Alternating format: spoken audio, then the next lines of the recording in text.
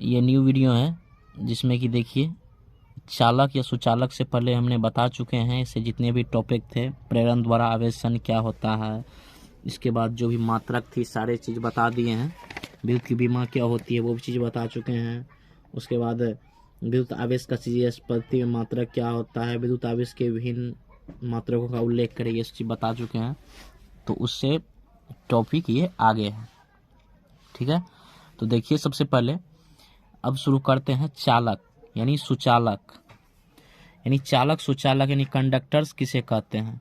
तो चालक देखिए वे पदार्थ जिनसे होकर विद्युत आवेश का प्रभाव संभव हो, यानी जिससे, यानी कोई भी पदार्थ ले लीजिए, जैसे कि तांबा, लोहा, चांदी, मान लीजिए ये पदार्थ ले लेंगे। अगर इससे विद्युत आवेश एक छोर से दूसरे छोर पर चले जाए तो उसे ही हम चालक कहते हैं।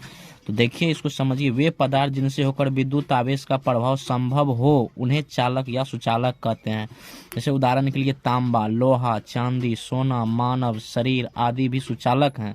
यानी तांबा में एक छोर पे मान लीजिए बिजली का करंट देंगे, दूसरी छोर पे भी करंट आएगा, यानी बिजली से प्रभावित हो सकती है। लोहा भी वही बात है, चांदी में भी वही बात है, सोना में वही। मानव शरीर का मान लीजिए पैर में लगा दीजिए तो हाथ में करंट नहीं आएगा, तो जरूर आएगा। तो ये भी क्या हो गए, सभी चालक हो गए, ठीक है। तो इतना तक समझ में आ गया होगा। अब देखिए कुचालक, चालक तो बता दिए हैं, कुचालक देखिए कुचालक इसको बोलते हैं अचालक। तो ये जो टॉपिक बता रहे हैं आप लोग इम्पोर्टेंट है, एग्जाम में पूछा जाता है, सब्जेक्टिव में 2 नंबर या 3 नंबर देखे। तो ये सब आप लोग बड़ी अच्छे से रिवाइज कीजिए। तो 2024 के लिए बहुत इम्पोर्टेंट है। तो देखिए कुचालक या अचालक किसे कहते हैं, वे पदार्थ जिनसे होकर आवेश का प्रभाव नहीं हो सके। कुचालक मतलब कुचालक का समझ लीजिए कि जिससे कि कोई बिजली प्रवाहित हो ही ना सके। अचालक मतलब बेजान समझिए, जिसमें जान नहीं हो। वे पदार्थ जिनसे होकर आवेश का प्रभाव नहीं हो सके उन पदार्थों को कुचालक या अचालक कहते हैं। जैसे उदाहरण के लिए सूखी लकड़ी ले लीजिए, सूखी लकड़ी में कोई जान नहीं है, मान लीजिए वो सूखी है तो उसमें बिजली प्रवाहित नहीं होगी, एक छोर से दूसरे छोर तक नहीं जाएगी। और रबर हो गया, प्लास्टिक हो गया, कांच हो गया, ये सब रबर में भी बिजली प्रवाहित कीजिए नहीं जाएगी, प्लास्टिक में बिजली प्रवाहित कीजिए नहीं जाएगी। तो ये सभी क्या हो गया, कुचालक में आ जाता है। कुचालक या अचालक के नाम से जानते हैं। एग्जाम में पूछा जाएगा कुचालक या अचालक किसे कहते हैं, कोई एक तो दे सकता है, अचालक या कुचालक, ठीक है। उसके बाद देखिए नेक्स्ट टॉपिक है जांच परीक्षण आवेश क्या है। ये बार बार इंपॉर्टेंट है, एग्जाम में पूछा जाता है। जांच परीक्षण आवेश क्या है, यानी टेस्ट चार्ज, ठीक है। CBSE मीडियम वाले भी इसको देख सकते हैं। एक छोटे परिमाण वाले धन आवेश को जांच परीक्षण आवेश कहते हैं। मतलब कोई भी आवेश लीजिए, यानी छोटा सा मान हो उसका, तो उसको हम जांच परीक्षण आवेश कहते हैं, ठीक है। समझ में आ गया होगा। कोई भी धन आवेश प्लस वाला ले लीजिए, छोटा सा मान प्रवाहित हो, जैसे बिजली प्रवाहित हुई, छोटा सा भी, वो भी क्या हो गया, जांच परीक्षण आवेश आ गया, ठीक है। थोड़ा सा जैसे किसी कोई चीज जांच कर रहे हैं, मान लीजिए करंट लगाए फिर छोड़ा दिए तुरंत ही, तो उसी को कहा जाता है क्या, जांच परीक्षण आवेश, बस थोड़ा सा। उसके बाद देखिए नेक्स्ट बिंदु आवेश से आप क्या समझते हैं। तो बिंदु आवेश से आप क्या समझते हैं, इसको देखिए। यदि दो आवेशित गोले को आकार उनके बीच की दूरी तुलना में अत्यंत कम हो तो उनके दोनों आवेशित गोले को बिंदु आवेश कहते हैं। कहने का मतलब हुआ, दो गोला ले लीजिए, एक ठो यहाँ गोला ले लीजिए, एक ठो यहाँ गोला ले लीजिए, और इसको यहाँ से यहाँ मिला दीजिए, इसको Q1 ले लीजिए, इसको Q2 कह दीजिए। तो इन दोनों के बीच की दूरी की तुलना क्या होगी, देखिए कितना से कितना तक दूरी हुई, बस इतने दूरी हुई, इसको R मान लेते हैं। तो ये दूरी बहुत कम हुआ, तो इन्हीं को बिंदु आवेश के नाम से जाना जाता है। अगर ये नहीं तो ये और भी छोटा कर सकते हैं, जैसे कि मान लीजिए इतना हुआ, इतना हुआ, तो कितना छोटा सा हो गया। तो इस Q1 है, Q2 कितना बहुत छोटा हो गया, इसीलिए इसको बिंदु आवेश कहते हैं। या थोड़ा सा इसको पॉइंट भी बना सकते हैं। तो यही क्या हो गया, बिंदु आवेश यानी पॉइंट चार्ज हो गया, ठीक है। या लिखने के लिए दिया जाता है कि स्थिर वैद्युतिकी में कूलम के नियम की व्याख्या करें। स्थिर वैद्युतिकी में कूलम के नियम की व्याख्या करें। तो कैसे करेंगे कूलम के नियम की व्याख्या, देखिए। स्थिर वैद्युतिकी में कूलम के अनुसार किन्हीं दो बिंदु आवेशों के बीच क्रियाशील आकर्षण या प्रतिकर्षण बल या उनके गुणनफल का सीधा समानुपाती होता है। इसका ये नियम है, इसको याद रखिएगा कि स्थिर वैद्युतिकी में कूलम के अनुसार किन्हीं दो बिंदु आवेशों के बीच क्रियाशील आकर्षण या प्रतिकर्षण बल या उनके गुणनफल का सीधा समानुपाती होता है तथा उनके बीच की दूरी का वर्ग का व्युत्क्रमानुपाती होता है। ये हुआ स्थिर वैद्युतिकी का परिभाषा, ठीक है। तो कैसे होती है, तो देखिए सबसे पहले क्या बोला, कूलम के अनुसार दो बिंदु आवेश, तो Q1 बिंदु आवेश, Q2 बिंदु आवेश ले लीजिए। और इनके दोनों के बीच क्या होता है, आकर्षण भी हो सकता है और प्रतिकर्षण भी हो सकता है। अगर इधर प्लस रहे और इधर माइनस रहे तो क्या हो जाएगा, मतलब आकर्षण हो गया। अगर दोनों साइड प्लस रहे, इधर भी प्लस रहे तो क्या होगा, प्रतिकर्षण होगा, यानी दूर होगा। प्रतिकर्षण का मतलब दूर जाना, आकर्षण का मतलब नजदीक आना। तो इनके बीच की दूरी क्या मान लिए, r मान लिए। ठीक है, चलिए अब इसका फॉर्मूला कैसे निकालते हैं स्थिर विद्युत का। तो मान लीजिए कि माना A तथा B दो बिंदु आवेश है, इसी को मान लीजिए Q1 को ही A या Q2 को मान लीजिए B।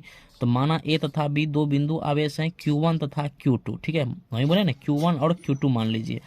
आवेशों द्वारा निरूपित किया गया है, इनके बीच की दूरी r है। जो चीज़ है इसमें Q1 है, Q2 है, और इनके बीच की दूरी क्या मान लिए हम, r मान लिए। ठीक है, इसलिए कूलम के नियम से इन दोनों बिंदु आवेशों के बीच क्रियाशील बल क्या हो जाएगा, तो क्रियाशील बल हो जाएगा F समानुपाती Q1 Q2, क्योंकि ऊपर में ही बोल दिए हैं यहाँ पर क्या होता है, समानुपाती होता है। क्या लिखा हुआ है, समानुपाती होता है। ये जो चिन्ह है ये समानुपाती का चिन्ह है, यानी बल के, क्रियाशील बल के समानुपाती होता है गुणनफल के। तो देखिए Q1 और Q2 दोनों ये जो आवेश है इनके गुणनफल के क्या हुआ, बराबर हुआ या समानुपाती हुआ।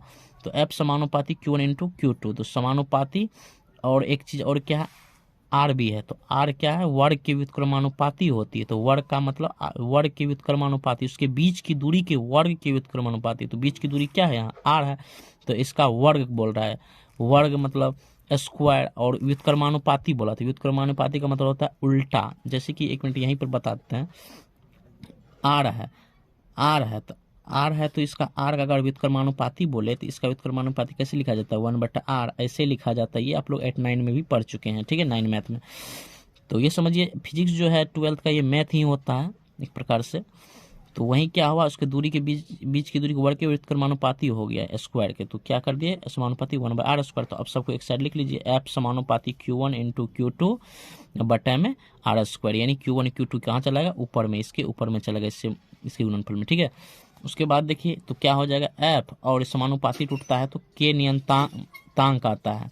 ठीक है, F बराबर क्या हो जाएगा, ई समानुपाती टूटेगा तो बराबर आएगा, और बराबर टूटने के बाद टूटता है जैसे ही, तो इसका इसमें नियतांक क्या आ जाता है, K आ जाता है कूलम में। ठीक है, तो क्या इधर Q1 Q2 बटा में r² है। ये समीकरण कितना मान लिए, 1। ठीक है, आगे चलते हैं।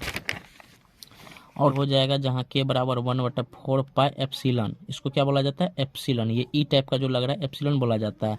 और एप्सिलॉन बराबर हो जाएगा एप्सिलॉन नॉट, ये जीरो रहेगा अगर, तो इसको समझेंगे एप्सिलॉन नॉट और ER, यानी इसको क्या पढ़ेंगे, किसी माध्यम की प्रावेद्यता पढ़ेंगे। यानी एप्सिलॉन बराबर E0 ER इंटू ER, यानी किसी माध्यम की प्रावेद्यता होती है। तो क्रिया विद्युतशीलता में देखिए, और किसका क्या मतलब होता है, एप्सिलॉन बराबर होता है शून्य या हवा या निर्वात या मुक्त आकाश की प्रावेद्यता। और एप्सिलॉन नॉट का मान होता है 8.85 × 10⁻12। ठीक है, माइनस में।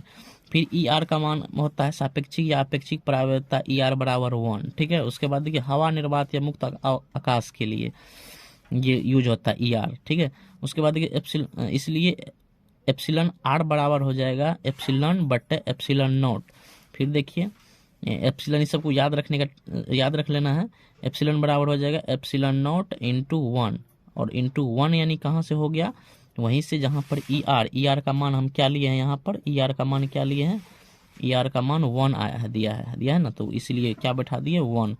तो इसको एप्सिलॉन नॉट से 1 में गुना करें, एप्सिलॉन नॉट ही होगा। तो एप्सिलॉन बराबर एप्सिलॉन नॉट, यानी हवा, निर्वात या मुक्त आकाश के लिए ये ऑब्जेक्टिव में पूछा जाता है। ठीक है, उसके बाद देखिए इसलिए K इंटू 1/4 एप्सिलॉन नॉट बराबर, इसका मान हो जाता है 9 × 10⁻9। ठीक है, इसका 1/4 एप्सिलॉन नॉट का मान हो जाता है, क्या हो जाता है, 9 × 10⁻9। ऐसा यूनिट भी कर सकते हैं इसको, हवा, निर्वात या मुक्त आकाश के लिए। ठीक है, इसलिए इक्वेशन 1 से F बराबर क्या हो जाएगा, यहाँ पर क्या था, K था, तो K के बदला में क्या ले सकते हैं, 1/4 पर epsilon not Q1 into Q2 बटा r², समीकरण 2 मान लेंगे। तो इक्वेशन में यही क्या हो गया, विद्युत में कूलम के नियम का गणितीय रूप हो गया। ठीक है, एग्जाम में बार बार पूछा जाता है कि F बराबर 1/4 पर epsilon not into Q1 into Q2 बटा r² जो है, या कूलम के नियम की व्याख्या करें, तो कूलम के नियम की व्याख्या में यही रूप लिख देना है। अंतिम में आप लोगों को एकदम 5 में 5 या 7 नंबर का पूछे तो 7 में 7 मिल जाएगा। ठीक है, अगर चैनल पर नए हैं तो चैनल को सब्सक्राइब जरूर से जरूर करें, और बेल आइकन को जरूर से जरूर प्रेस करें, जैसे ही वीडियो डालें आपके मोबाइल पर तुरंत आ जाए। ठीक है, थैंक्स, धन्यवाद।